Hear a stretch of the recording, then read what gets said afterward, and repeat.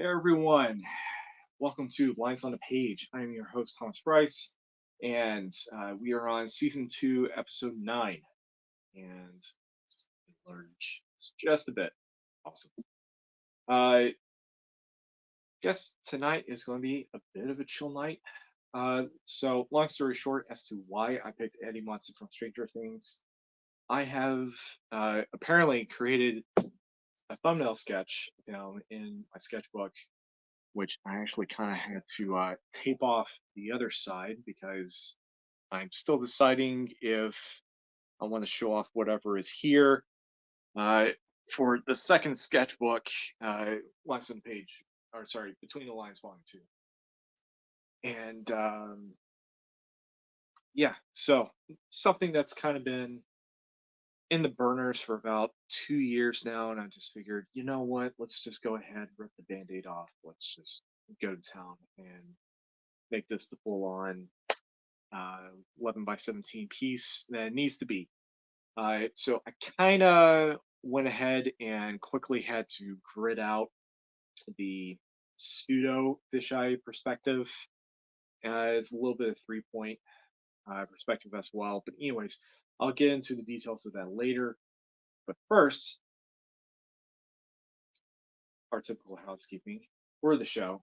Haven Comics, located 1871 Slaughter Road, Suite F in Madison, Alabama.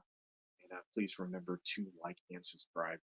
I trust us, it really does help. I'm not just saying it because of my videos, I just meant all videos we do as a whole, whether it's a scheduled video, a live video that we do here at Haven Comics, it does help us out. Feel free to comment. We'll talk about comics, drawing and stuff, movies, music, pizza. So, also that being said, and you can actually find me on social media. Just type in linktree.com/tpriceartworks, which, by the way, if you guys didn't know, actually launched something just a couple days ago. Soulstober. So the official prompt of that would drop on the 25th. Today's 29th. So on the 30th at 6 p.m. Central Standard Time, excuse me, that will be the final cutoff for first dibs on any of the pieces. There's already been a couple of people that have claimed dibs on some stuff, which the official prompt of that is already there. And to go the further mile, with all of it being Dark Souls related, I'm actually doing 32 pieces and not 31. So we'll be starting um, with the, you can call it day zero, day one, however you will, but it will be tomorrow, starting with the Chosen Undead, which I'm going to spoil you guys. The piece itself, there you go, full on oversized piece. I just want to quickly fly away. So, that being said, we're going to go straight to the drawing board, and I'm going to see if I can try to get this. No. No. Stacy might be able to get this.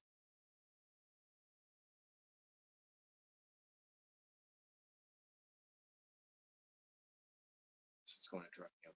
Okay, let's just do it this way.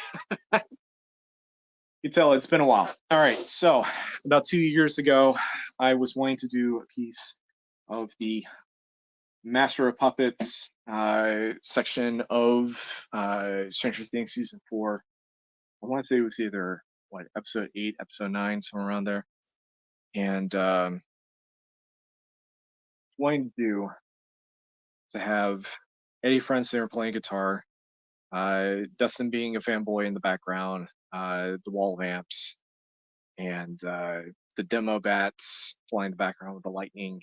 And the thing is that in order to make this work, I wanted to try and pull off a bit of a forced perspective thing. It's the only reason I've got a curve here. So you've got three different perspective points that are happening. You've got one at the top, it's off the page, one at the bottom, that's off of the page, and the last one is actually right about there. It's kind of coming straight at the viewer. So, kind of quickly gridded that out right here on the page.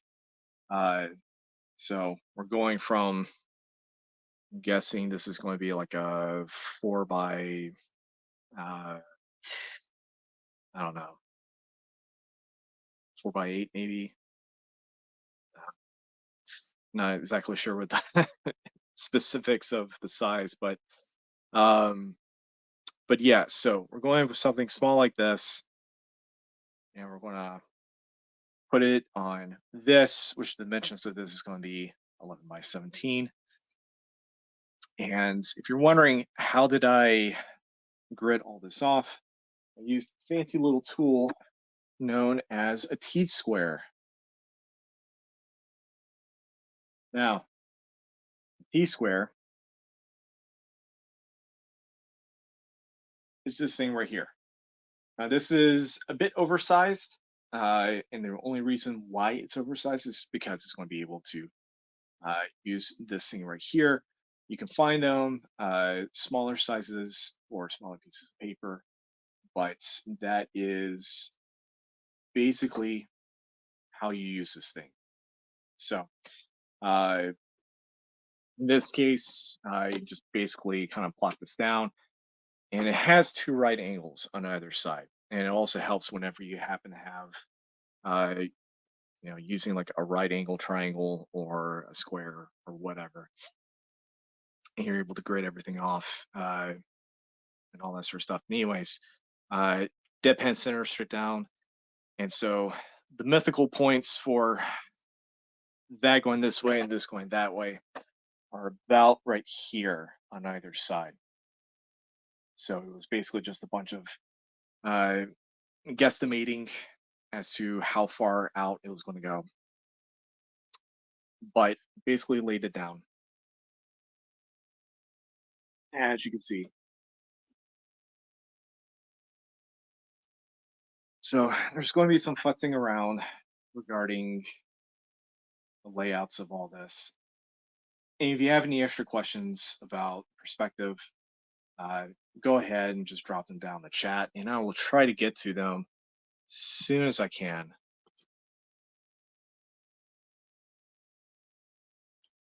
And we're going to be doing this, at least the underlying sketch of all this, with the typical HB. Um, if you happen to have only like a 2B, that's totally fine too, because they're about as commonplace as both of them. But I wanted to try and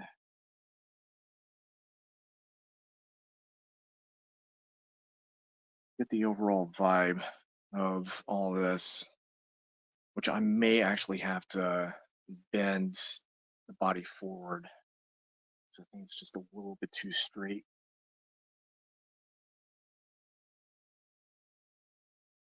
I also hate the fact that because I'm right-handed and I'm doing all this, I can't have stuff over here.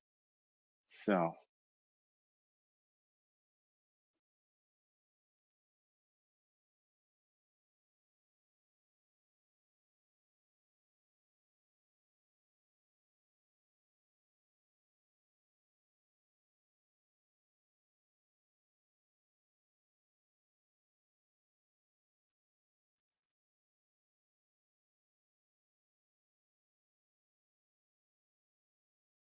now I think some of the hardest things you could possibly do is try to draw people playing instruments.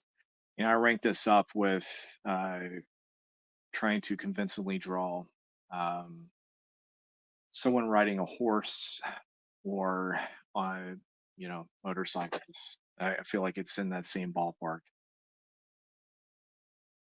because you've got people that can draw, um, you know, running, flying, leaping, whatever. Uh, but when it boils down to someone actually like doing something, uh, and it doesn't look super out of place. That I personally believe is one of those like make or break kind of things when it comes to any artist. Doesn't matter who they are.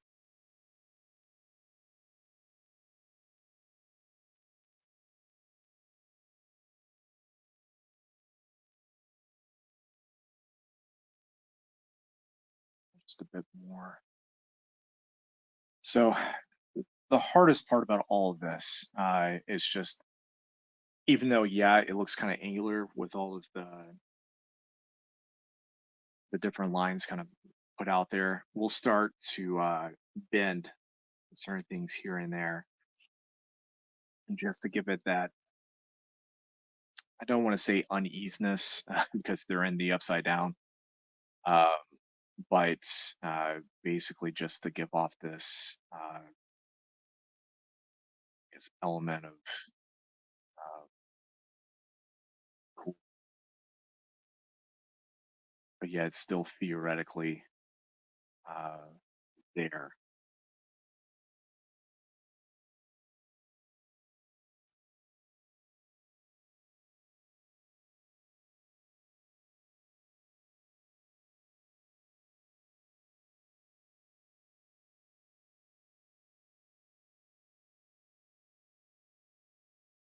So I have no idea if there's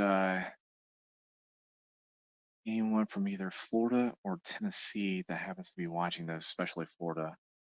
Um, just with the whole hurricane situation happening. Um, just saw a cousin of mine posting from Asheville, or at least the Asheville area. He seemed to be doing all right, despite the fact that still dealing with power outage out over there.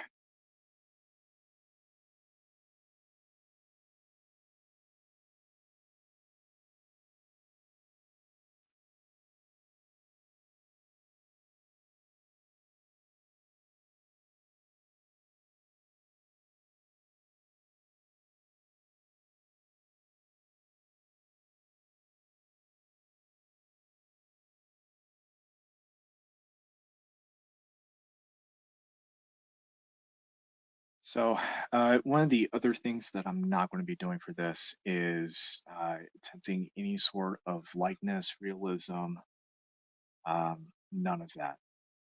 And there is a reason why. Uh, I've never considered myself uh,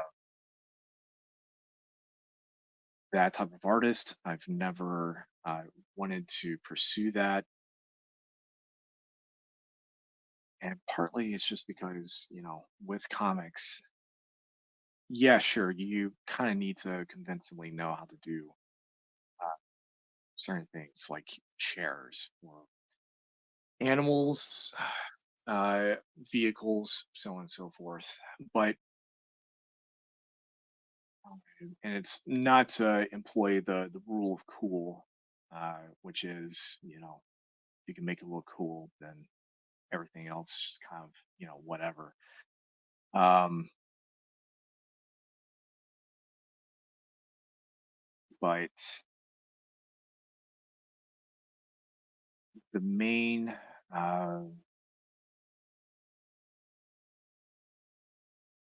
this idea, it's at least just having a basic understanding of how to do stuff, making it work.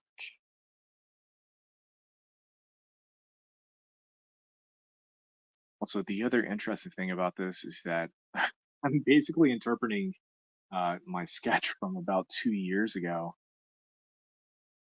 and I kind of don't draw certain things the same way as I did back then.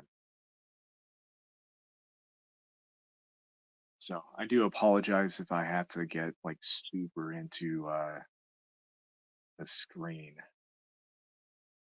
in front of you guys.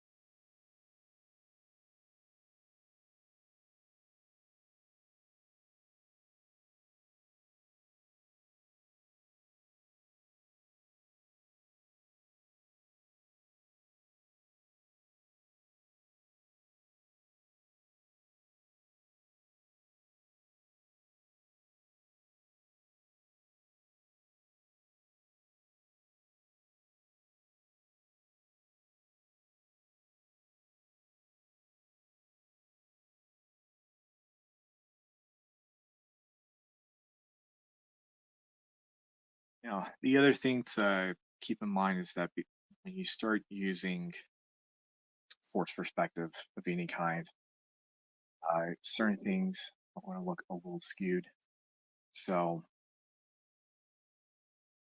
it's just one of those things that you just kind of have to keep in mind. The more that you work on it,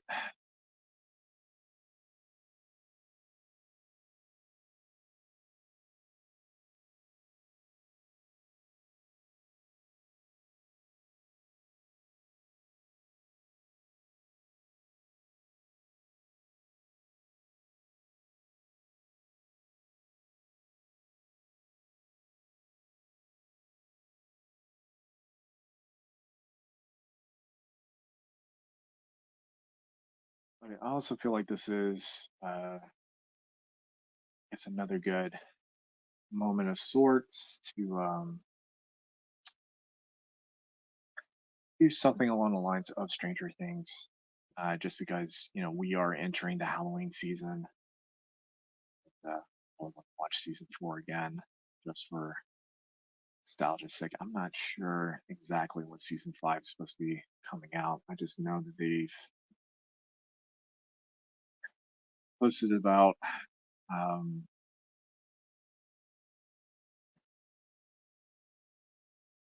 way too much air. I know it's the 80s, but uh,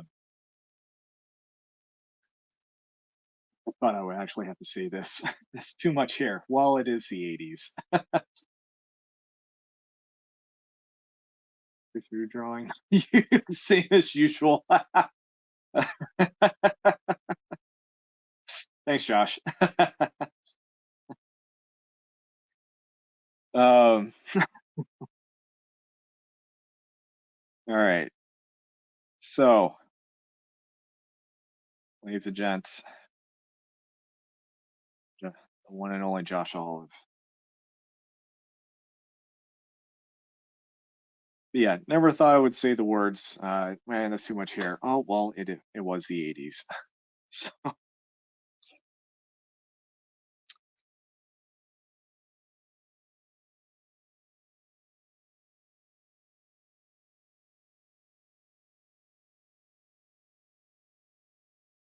uh, speaking of Netflix, I've been watching a lot of things that are a little bit outside of my wheelhouse of normal watching. Um, been watching these cooking comedies from Japan. First one is La Grande Maze on Tokyo, and really enjoyed that one, probably more than I was expecting to. And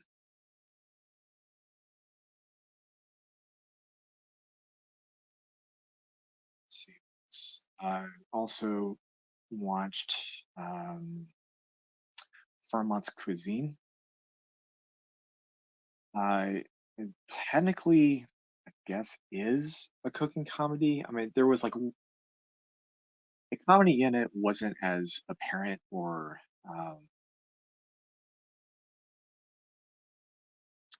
I don't really want to say glib or like any sort of like real setup that you would technically find in a show per se. But uh,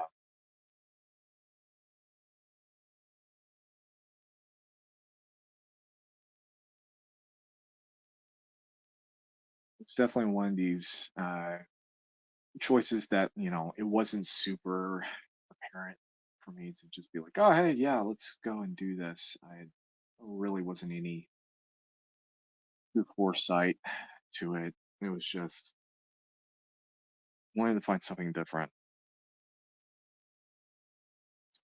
and I definitely got it for sure. But both of them are very lighthearted. Well, Le Grand Maze on Tokyo was a lot more lighthearted than Vermont's Cuisine. Uh, in Fermat's, there was definitely some slightly weighty subjects,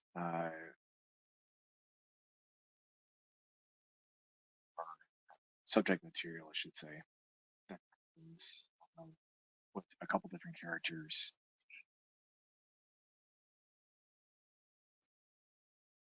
Um,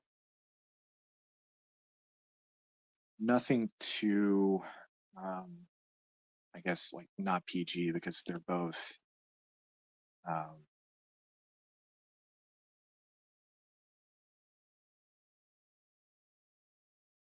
I think they're both TV PG.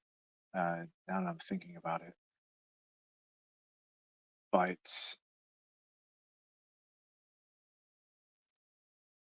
with Fairmont's, there was just a moment with a couple of the characters where it was just like, I guess you weren't really expecting it until it actually happened.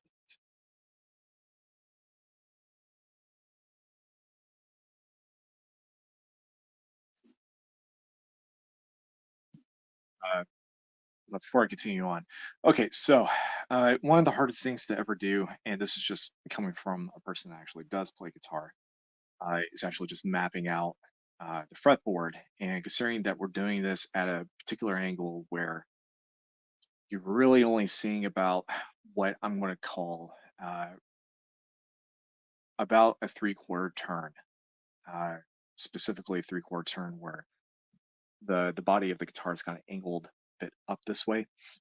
Um, the neck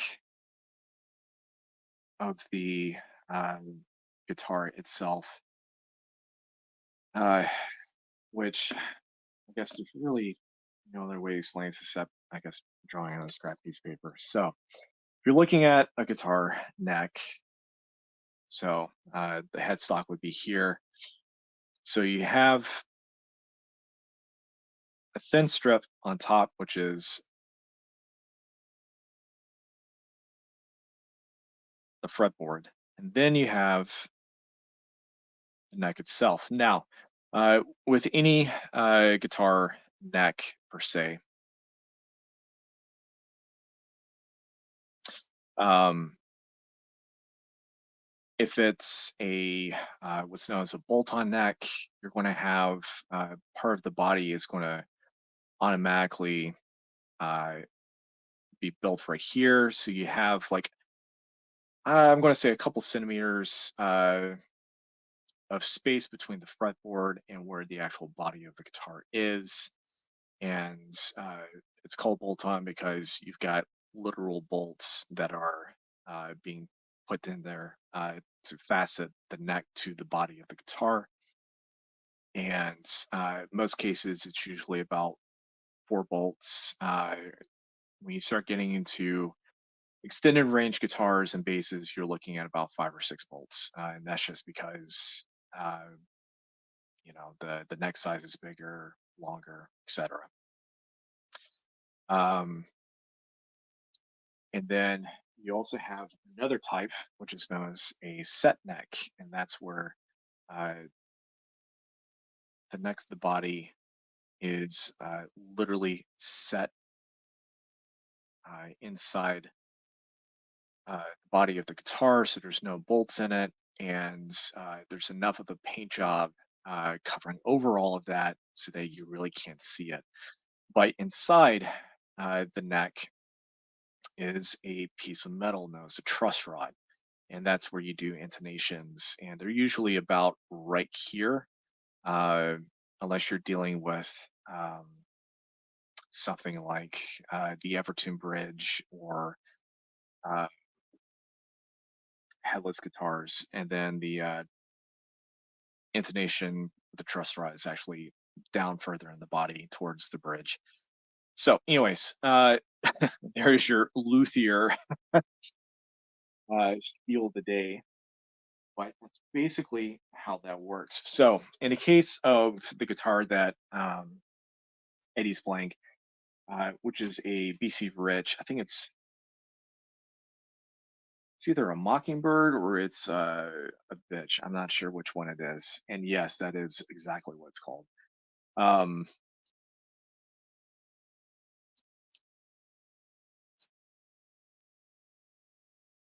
there is some sort of, I guess it just really depends on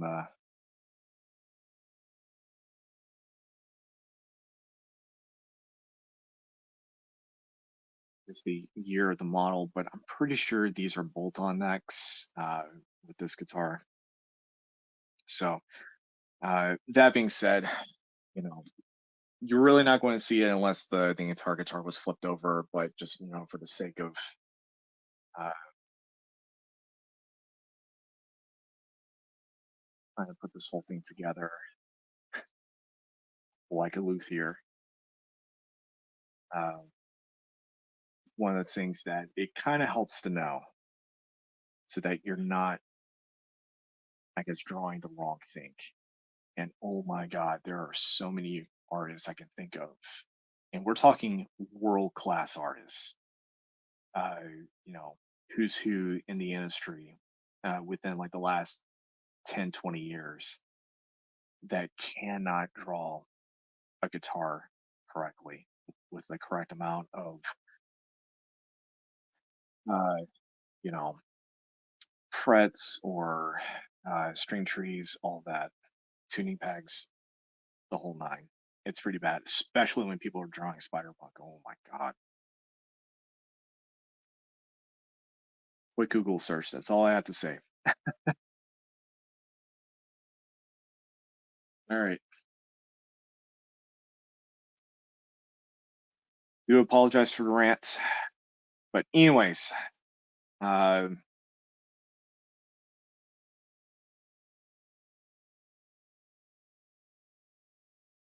this is for you, Chrissy. Um,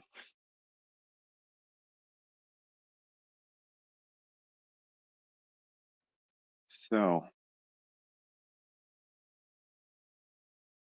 another interesting thing with um,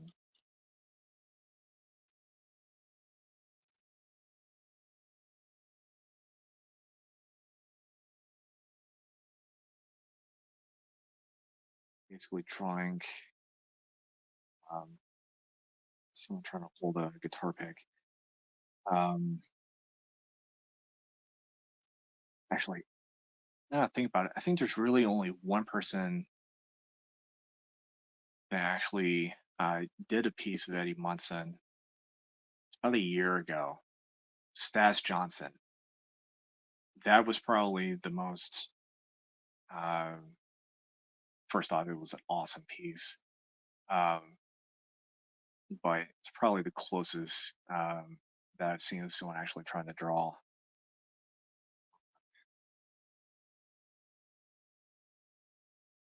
someone holding a guitar correctly,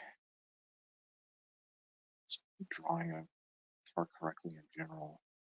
Now, the other interesting part is when we're dealing with what's known as the picking hand. This can get really tricky because there are several different methods of thought. I'm just kind of going off of uh, seeing how he's holding it from the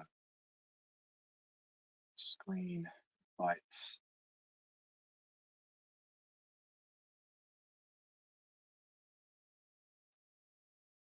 it is actually a bit on the loose side. Like you would think with someone trying to play Master of Puppets that it would have been a little bit more of a close fist instead of an open one. So,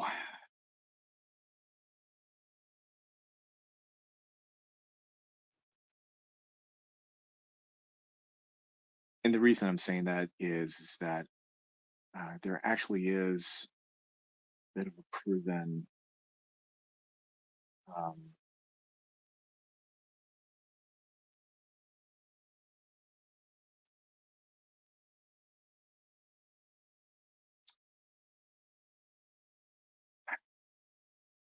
don't really want to call it a proven theory per se, but I think it was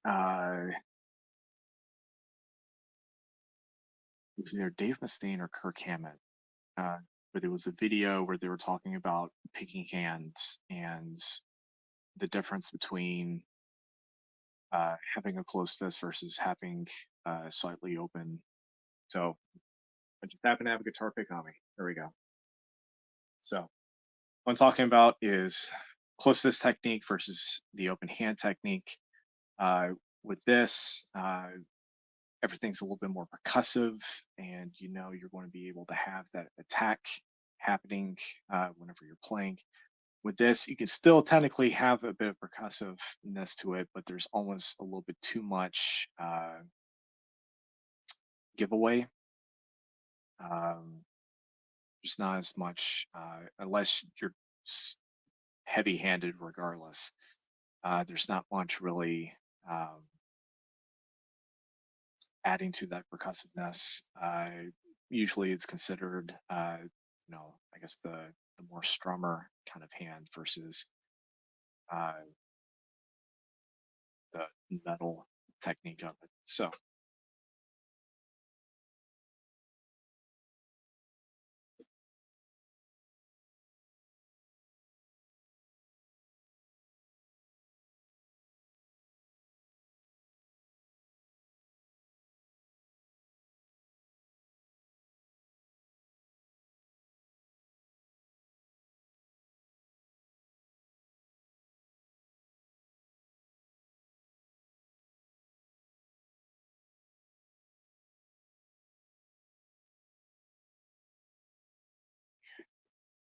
I'm almost getting lost in these lines just a bit. I'll try to speed this up as quick as I possibly can.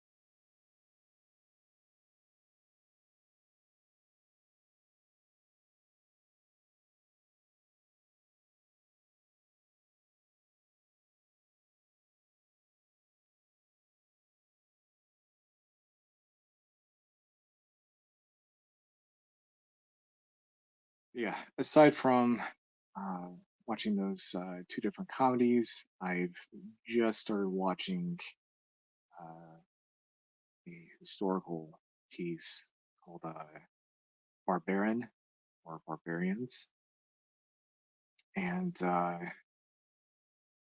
it is on Netflix. It is a German show. However, it is English dubbed. Um, so far, two seasons. I think there's supposed to be a third season. Um, I was looking that up earlier today, but it's set around either 9 or 10 AD or CE, depending on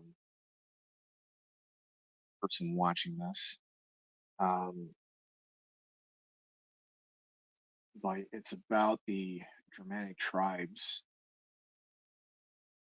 obviously in Germania, and uh, their dealings with uh, Rome. So there's, if you like shows like uh, Vikings or what is it, Seven Kingdoms? I think that's what it's called. If you like period piece shows like that, I was about to say Executioner's Bastard, but um,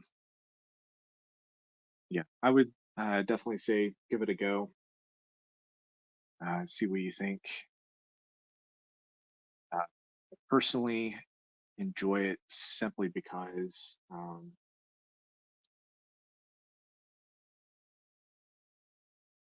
Rome basically, uh, taking over, um, a good deal of what we know today as Western Europe. It's always been a fascinating subject because when they left Britannia, and it's just like the amount of knowledge and uh, libraries and stuff like that that they had with them, they took with them. Um, Unless you were uh, taught, you know, by Romans, honestly, didn't really know. Which unfortunately, that also became the leg up with the Catholic Church, basically kind of creating a bit of monopoly regarding education in Europe, because unless you knew Latin, uh, SOL, the body shapes like it's is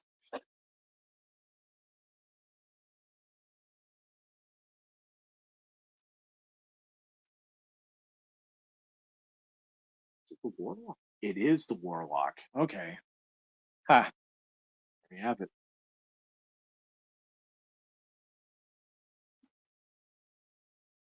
Actually kind of apt considering the fact that Vecna being this sorcerer character, both in D&D and also with Stranger Things. So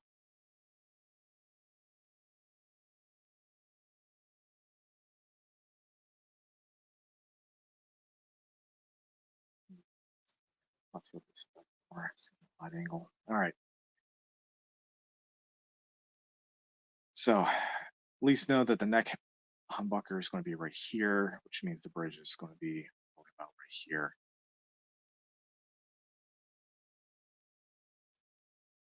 So we know that one part of the body is going to be about here.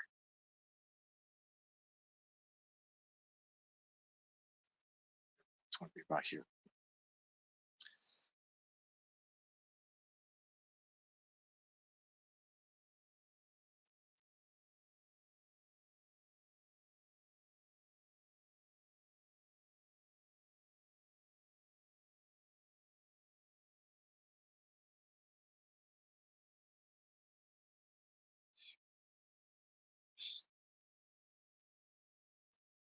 So basically having to go back and forth between two different emotional photos. So trying to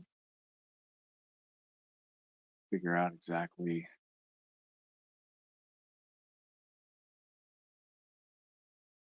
what he is wearing.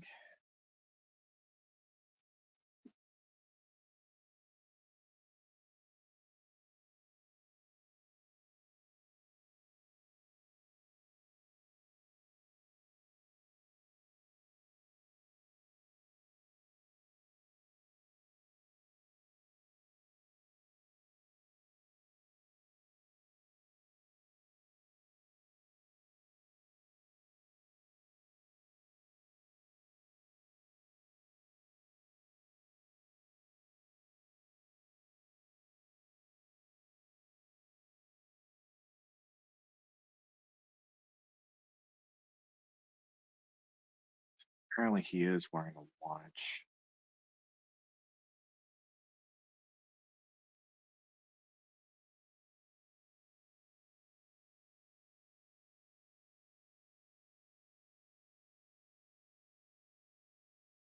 There. Obviously the guitar strap is going to be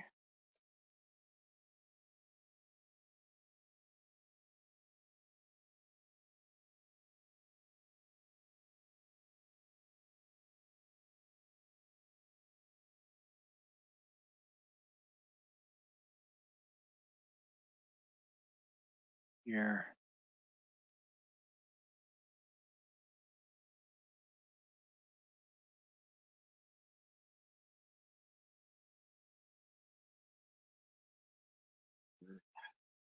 Forward.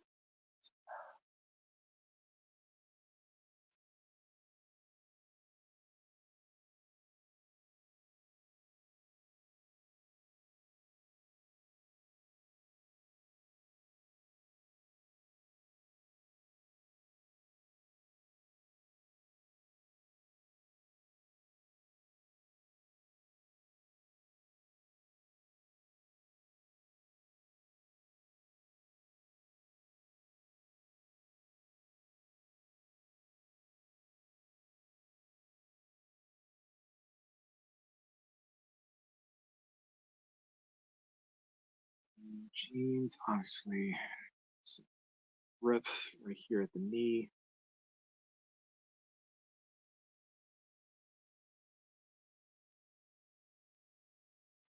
It's- huh, For some reason, I thought he was wearing those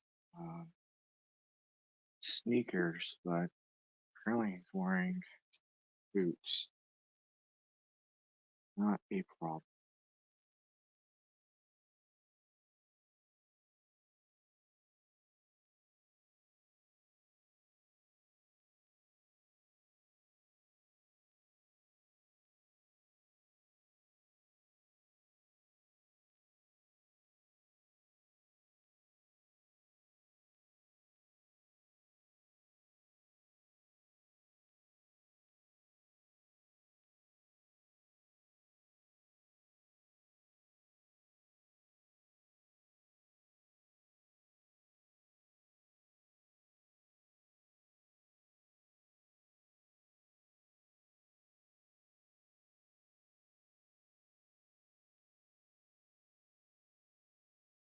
So that's there. Then here comes the hard part first, and that's going to be um, Dustin right about here, and of course the amps are just going to have to get placed as well.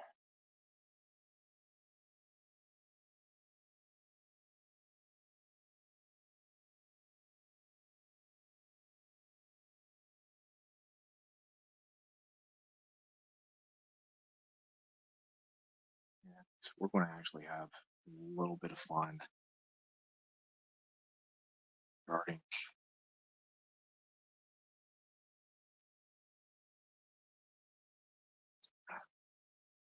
where Dustin is and how he looks.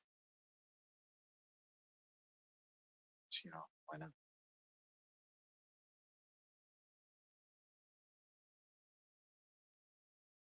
Hey, Bart, that was the best part of last season.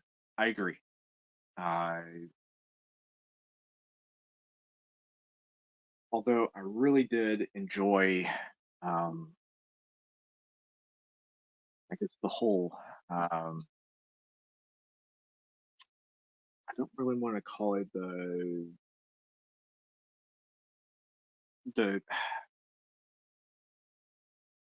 those moments where Max was basically um,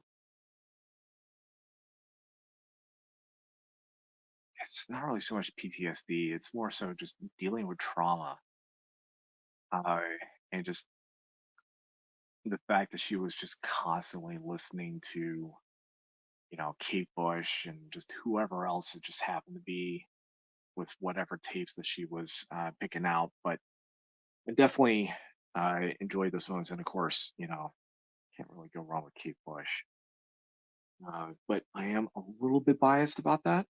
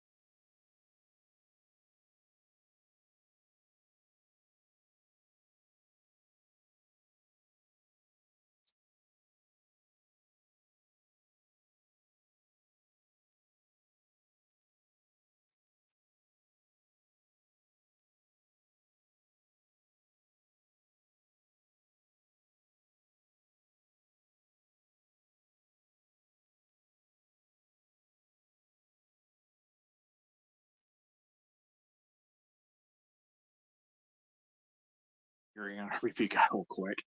Uh, I would definitely say that if you play something on tape, uh, and it's been repeated, God knows how many times, the tape itself will start to wear and modulate. So you can definitely get a little creepy and haunting, uh, depending on how much use and abuse it's gotten.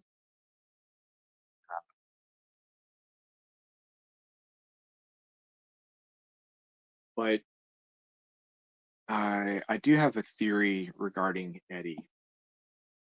Um, the fact that he died in the upside down, his body was left in the upside down. So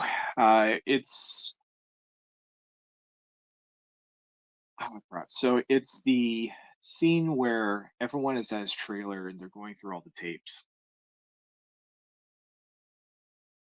And one of the things that ends up getting picked up is Iron Maiden's Killers, which the mascot for Iron Maiden is a zombie by the name of Eddie, and who just coincidentally just happens to be wearing a white shirt with uh, skin tight jeans, bullet belt, not unlike our Mr. Eddie Munson. So, that being said, uh, I have a feeling that Eddie, because he is there in the upside down, may end up getting brought back looking like a zombie. Of course, I'm just totally speculating on this. Uh, It would be, really cool to see that,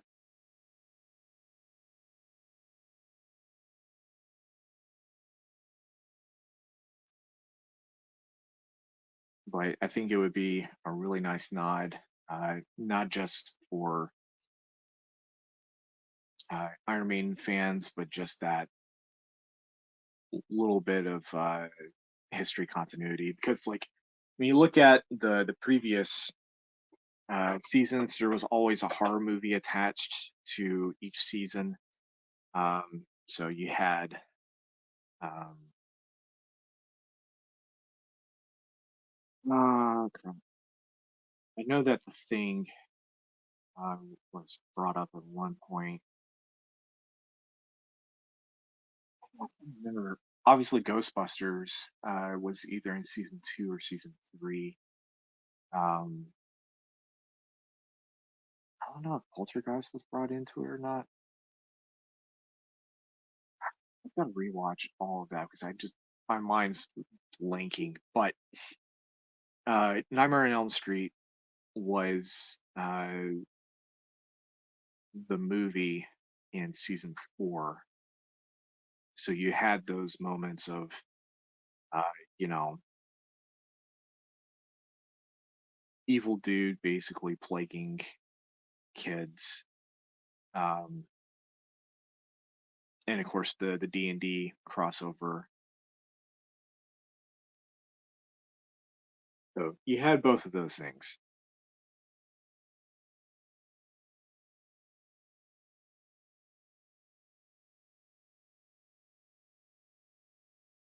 but um,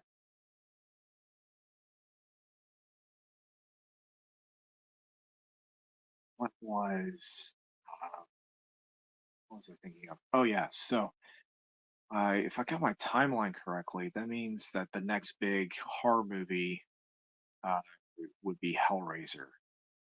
So, of course, the theory is that Will's going to try and basically backstab everyone, do a deal with the devil kind of scenario. And I kind of see that happening, if we're being honest. Uh,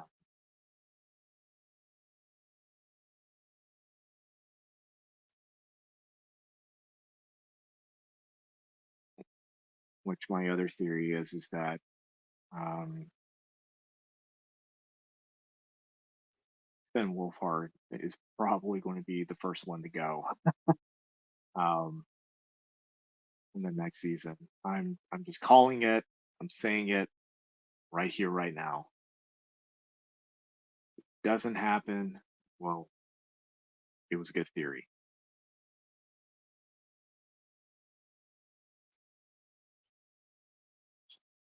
Um,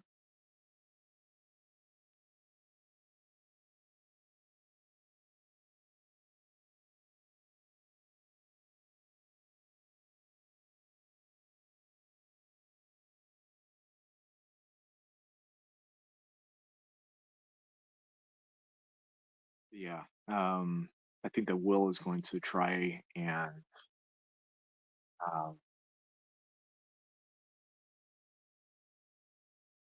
I guess become the next Vecna, and uh, he'll definitely be an antagonist because I don't really see him uh, doing anything good, especially after what happened at the end of season 4 between him and Wolfhard's character.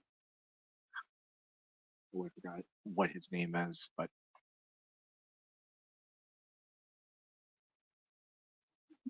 that is my theory. I'm sticking to it. Before you ask, no, I'm not going to bet money on it.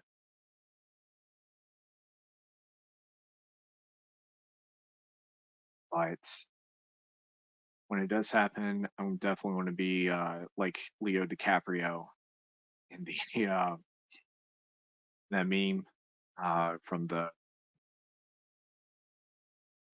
that Tarantino movie that he was in, where he's like whistling at the TV, snapping his fingers. That's going to be me when I see it happen.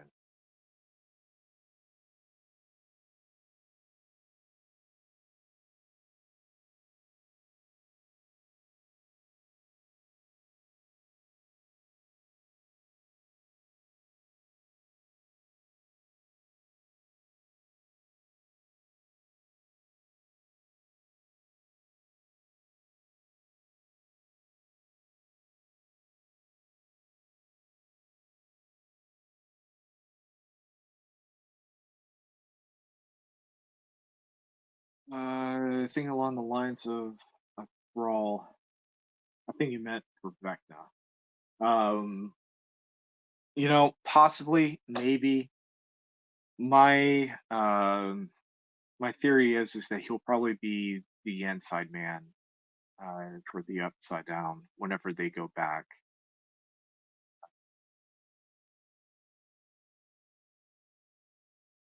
Will definitely be suspicious for final season. Yep, for sure. Has the stack against him. I agree, especially with what happened to Max.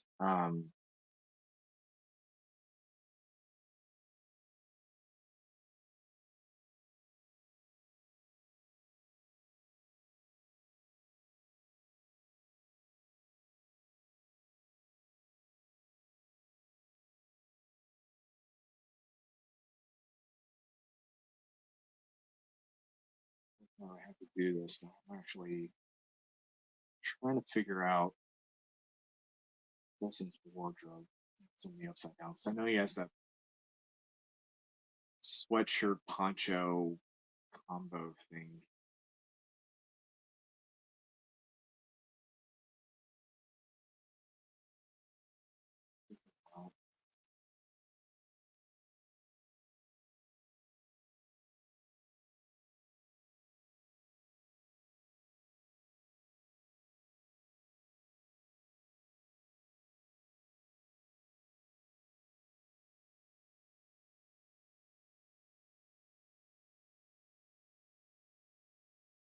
Uh, say go with my gut.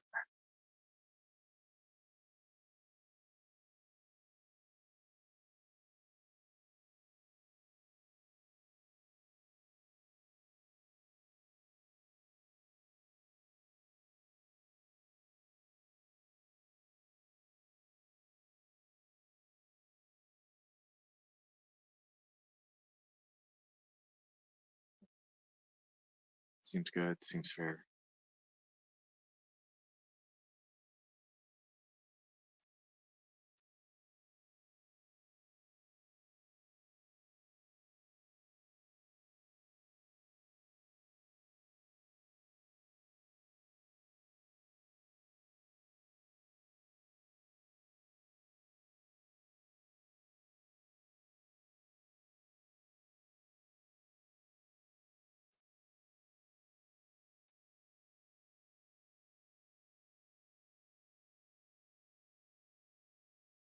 Yeah. Okay. And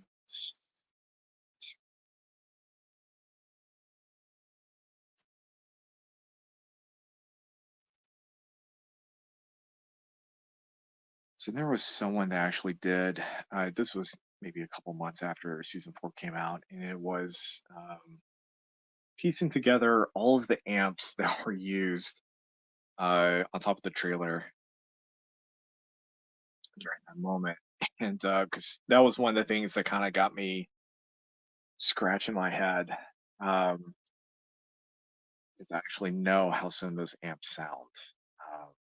And yeah, it would have been a hot mess, nowhere near as good as what was put together, um, as far as just,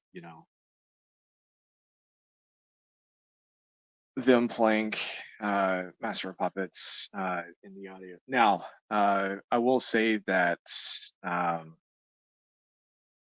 uh, Joseph, what's his face, that played Eddie, uh, he actually knows how to play the songs. So, I mean, I give them points for realism on that part. Um,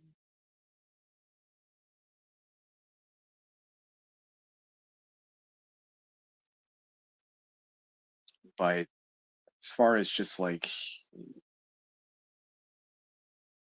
he had a giant silver face. It was either a Fender concert or a Fender basement. Pretty sure it was not a twin, but yeah, we're talking like super clean headroom. And I'm trying to figure out where the gain of distortion is coming off of, but like the entire thing was just a bit ridiculous. But oh well.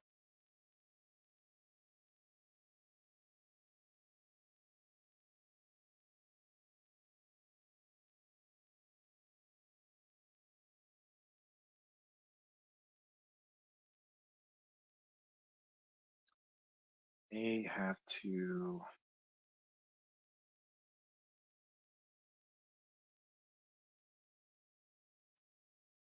move some things around. And this is the part that makes me nuts.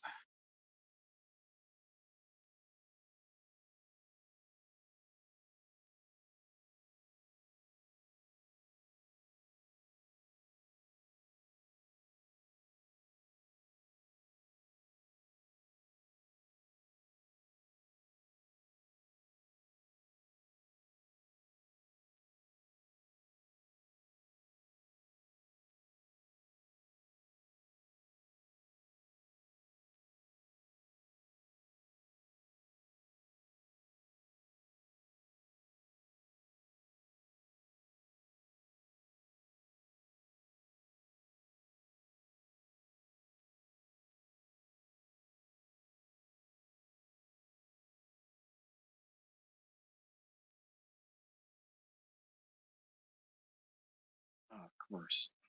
Makes so much more sense now.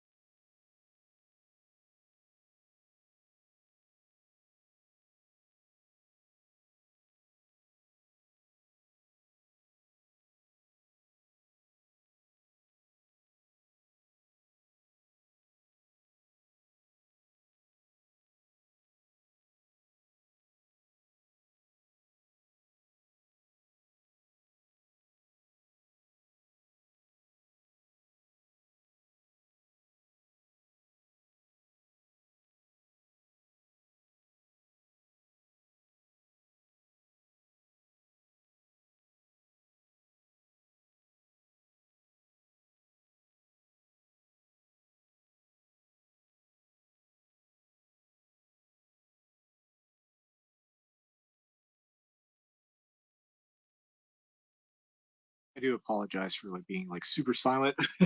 Just trying to interpret all this stuff and resize it in my brain. So I'm just like, maybe.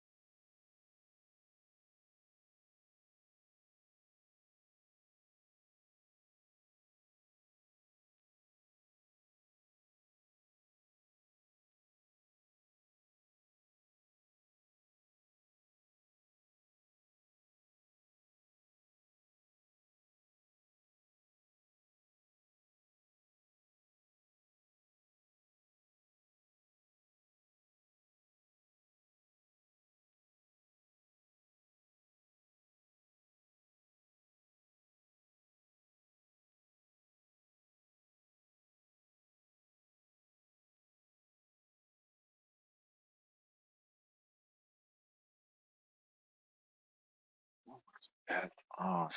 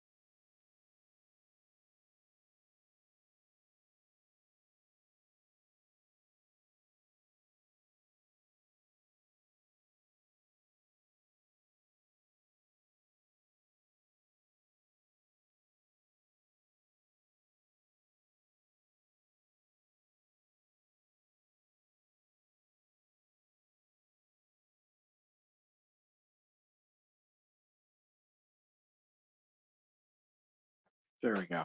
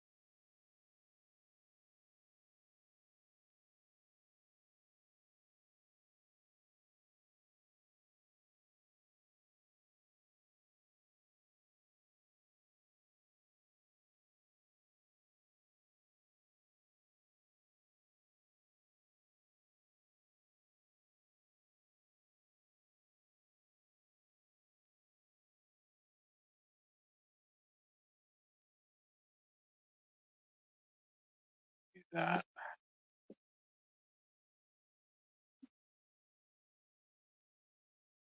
It's there.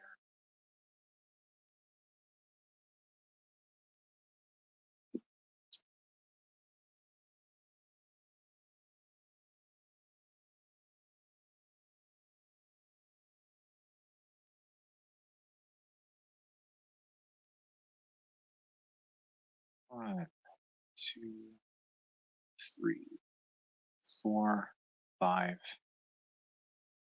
6 tuning packs.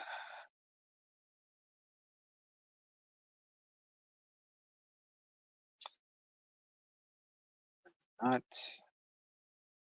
start of the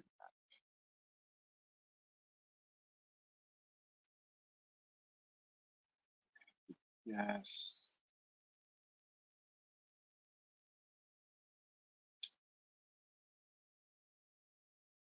Yep.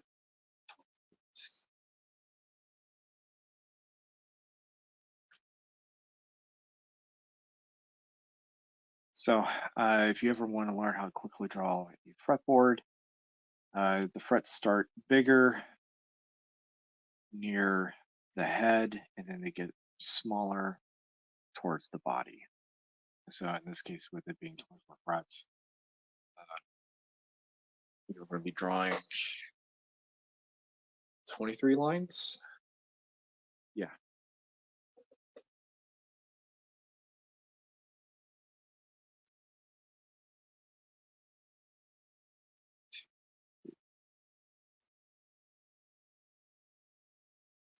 Oops. 8, 12, 13,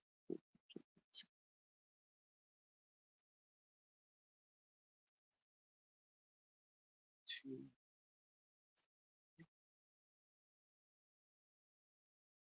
go.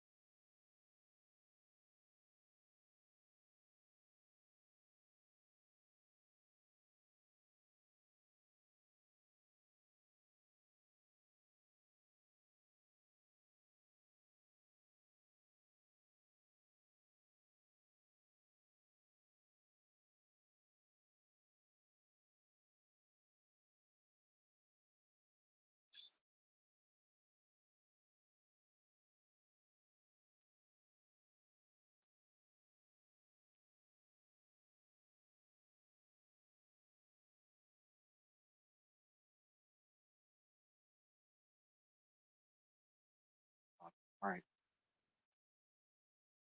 Works for me.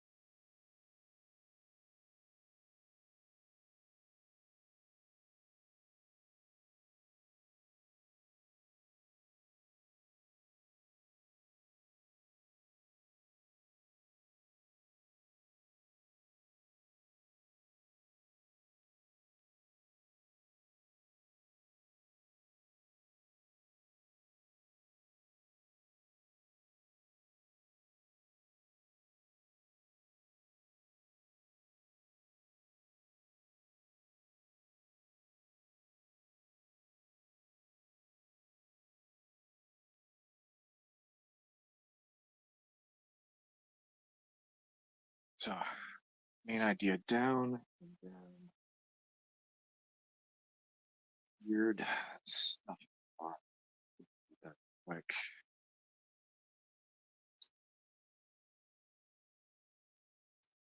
So there is a very good possibility, uh, given the fact that my phone might be dying within the next 20, 30 minutes. Don't charge it. So let's try and get as much done possible.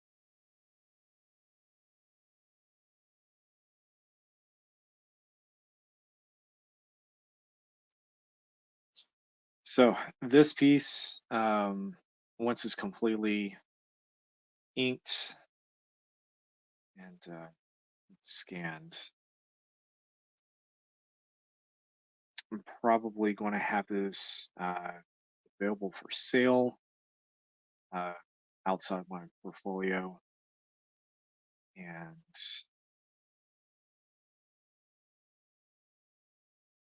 guessing I'll probably have it hanging up either, if not at Haven, then definitely at High Point Market. Excuse me, uh, indicator.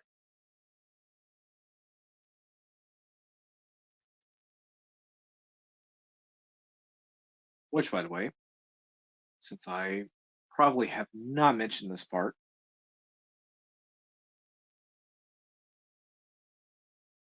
so on top of my stuff also being available to buy, so stuff being my sketchbooks or or mini prints, anything else. Um, so on top of it also being available at Haven Comics and Madison, there's a secondary location where you can find my stuff, which is going to be High Point Market in downtown Decatur, and it is a coffee shop cafe. It's been around since 2017. Uh, Literally down the street from the Princess Theater. So if you at least know where the Princess is, you just go straight up the road and or street, and you'll find High Point. It's a great place. Love the people that work there, and uh, definitely recommend it.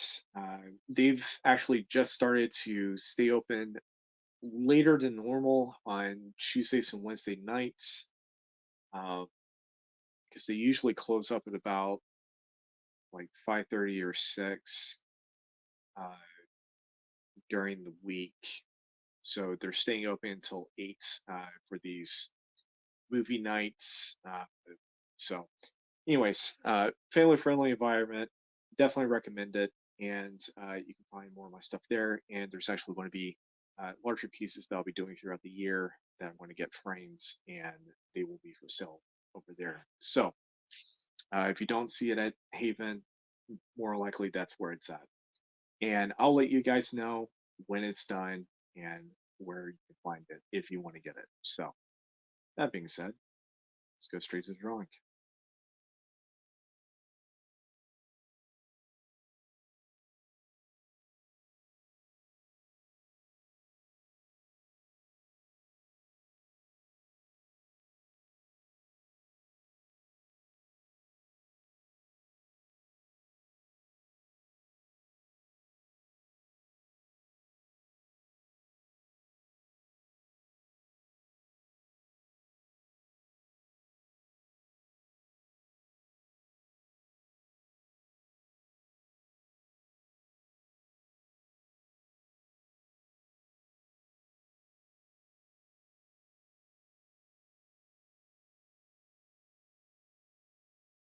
There's like this really weird um,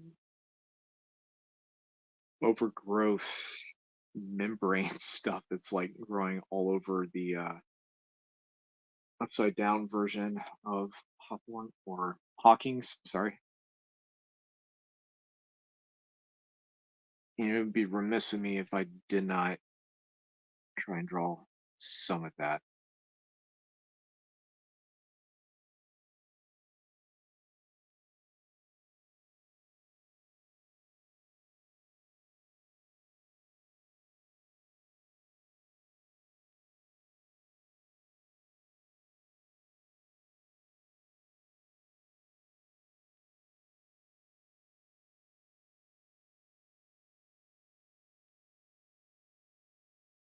the instrument cable.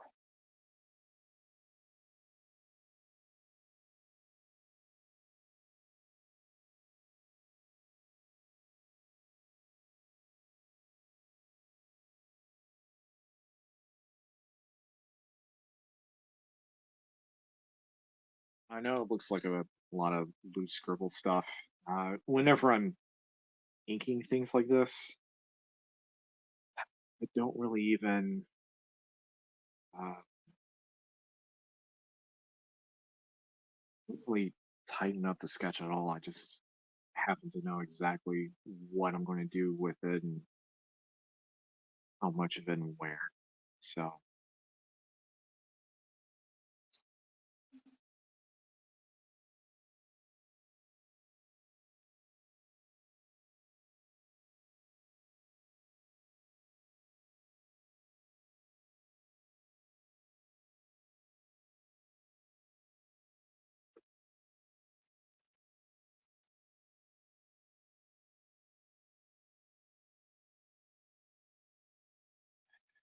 got demo bats in the sky.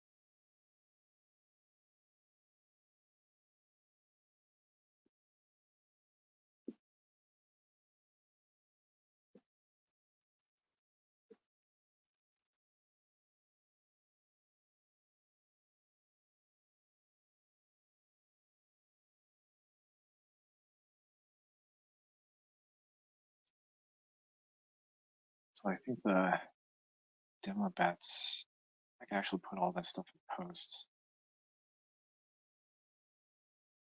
Getting this finalized.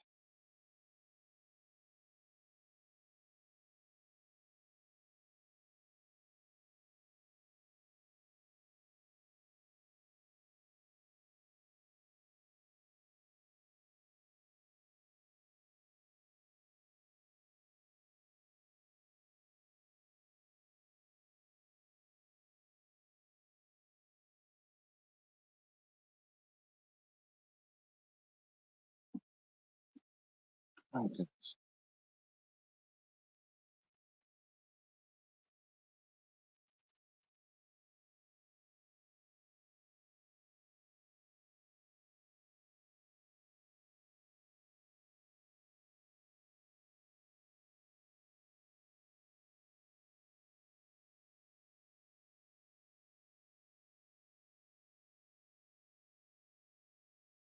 No idea what's going on, but hearing the sirens go off for like the last, probably the last hour.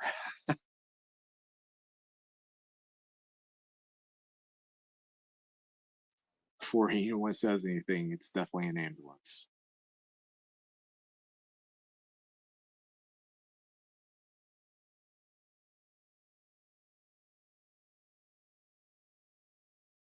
Curious about the truth.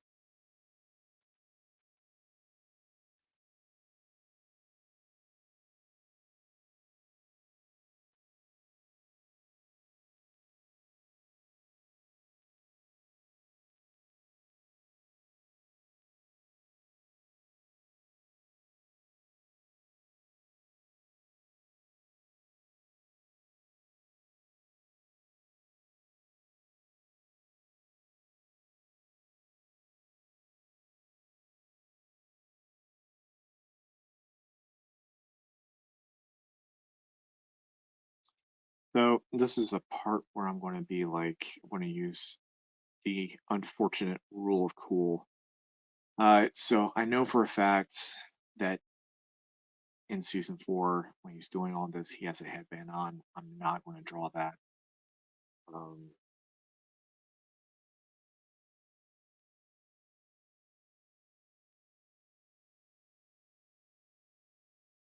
reason being is that, like I said, it's the rule of cool.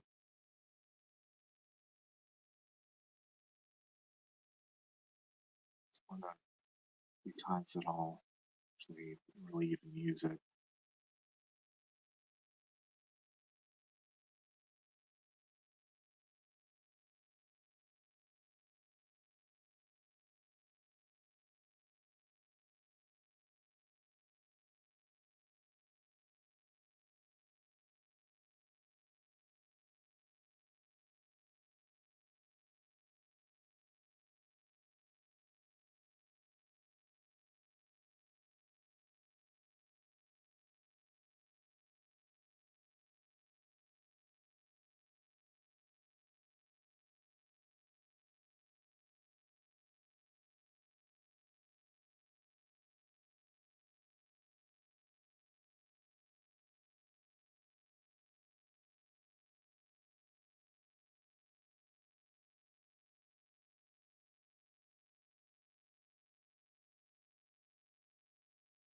So, for those of you who are uninitiated to what the rule of cool is, basically, it's just you can make it look cool without making it look absolutely ridiculous,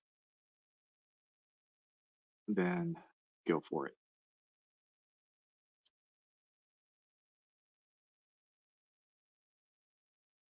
Problem with the rule of cool is that it's extremely subjective.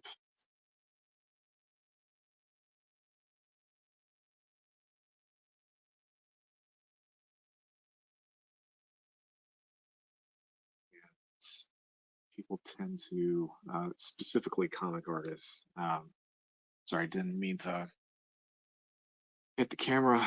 But specifically with comic artists, I think it really just boils down to the personality of the person. Um, People tend to um,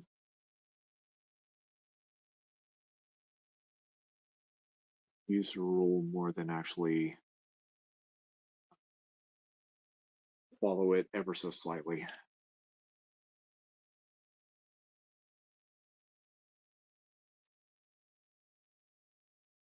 It's a nice guideline to have, but at the same time, um, know when to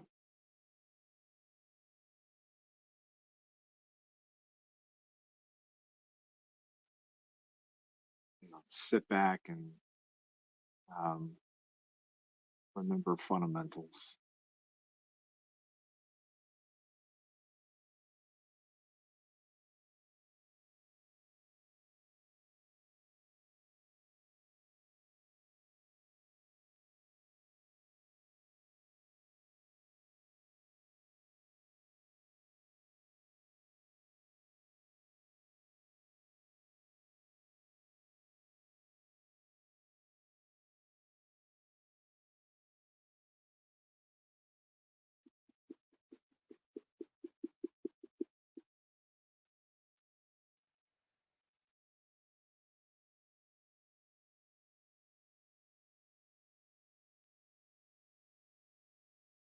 to enlarge the face just a bit more.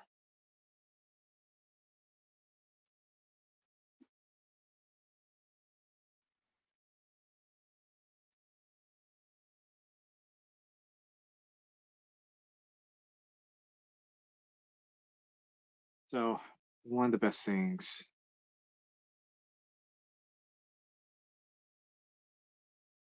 that I personally enjoy when it comes to just doing stuff traditionally is the fact that constantly like being humbled,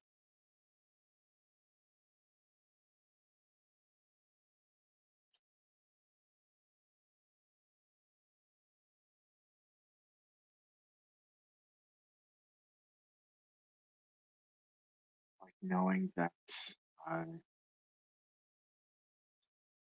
even if it's something that I've done, 100 times, 1,000 times, how many ever times that I've done something. Well, excuse me, I'm having hiccups today. Um, but it doesn't matter how many times that I do something over and over and over. There's always going to be a moment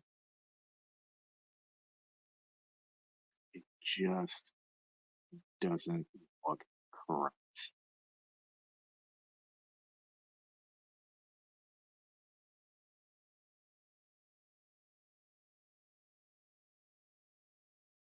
It's at that moment where I'm just like,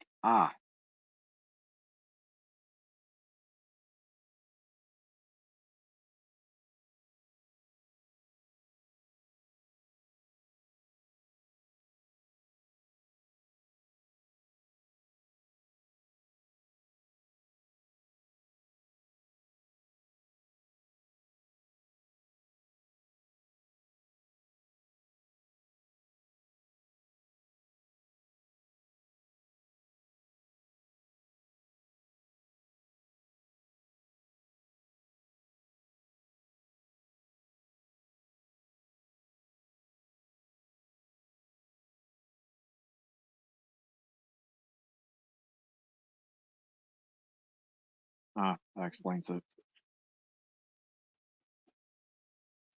Looking at this at an angle, so I'm drawing it at the wrong angle. Good work.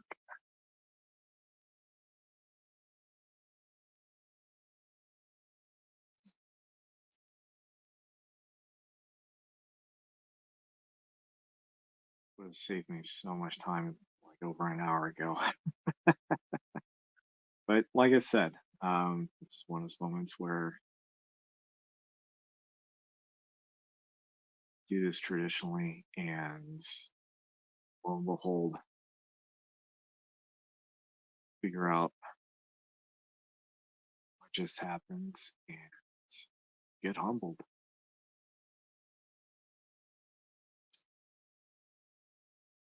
So if I did everything digitally, um, personally, I would just be too complacent.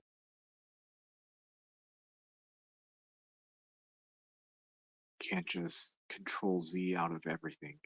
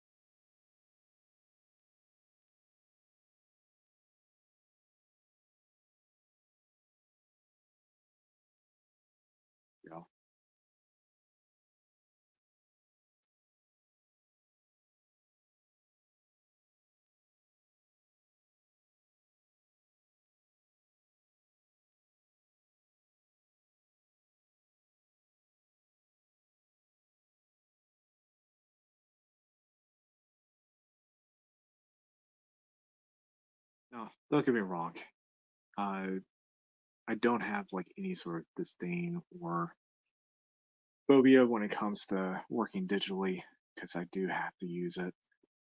Um, but there is a tactile nature to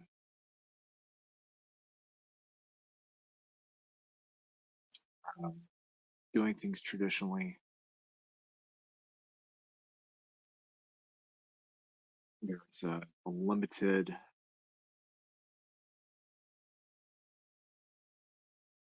um,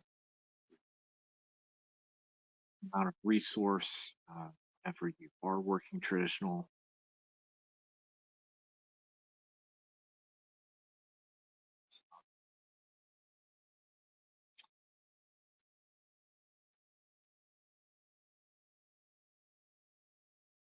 And well, go with what works. Okay, so I'm probably going to have to move this arm over here, um, which is totally fine.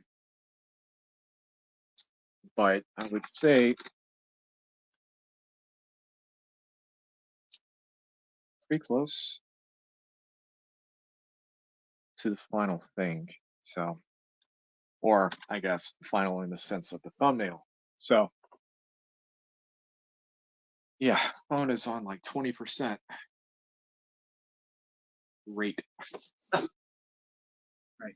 So, like I said, the sync will be completed. It will get inked, and I will let you guys know on social media and also my monthly newsletter when this thing gets put together and it's out there. Uh, that being said, I'm going to go ahead and do all the closing stuff. But before I start any and all of that, as you guys know, I am doing Soulstober, which starts actually tomorrow. So those of you who did not see,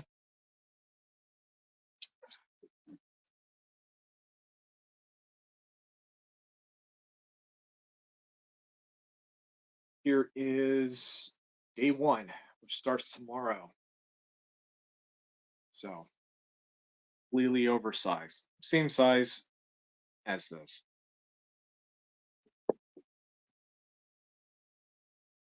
But I wanted to have a nice intro piece to Soulstober.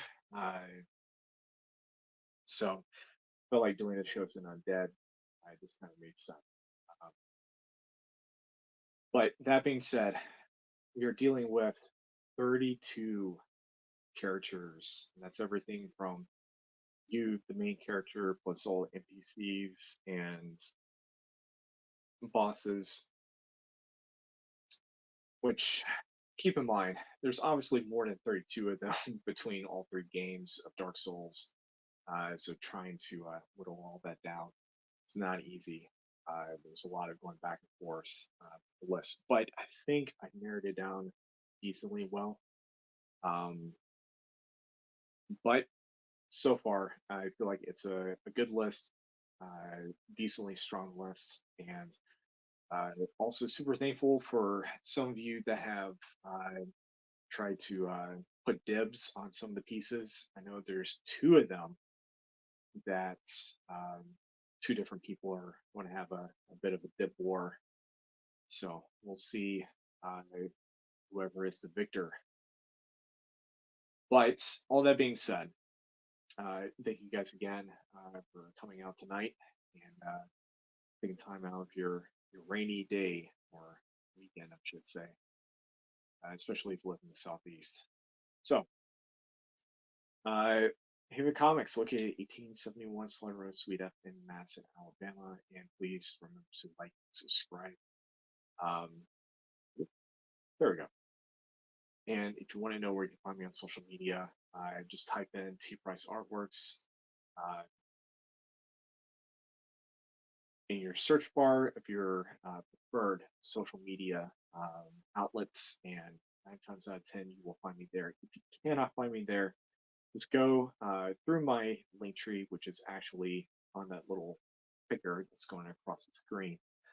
and you will find all the different links and places where you can find me on social media, including my free monthly newsletter. That's right, monthly, which means I only do one newsletter a month. I do not plague people's emails because even I dislike getting my inbox completely filled with nonsense. But if you want to keep up with all the stuff that sometimes you will probably miss out on when it comes to social media, sign up for the newsletter. Like I said, it's a monthly thing, and you can read previous newsletters that started back in, I think it's what, June, July that I started, I think. So um, they're fun. I enjoy them, and there is to it. So all that being said, thank you guys again. Uh, Hopefully, I will be able to actually complete a piece for once on this show. It's been a while since I've actually been able to complete a piece, so um, hope to be back next Sunday. If not, I will let you guys know. Um, and for those of you who follow me on social media, Soulstober is going to be overtaking my life for the entirety of October. So, fun times by all. See you guys later.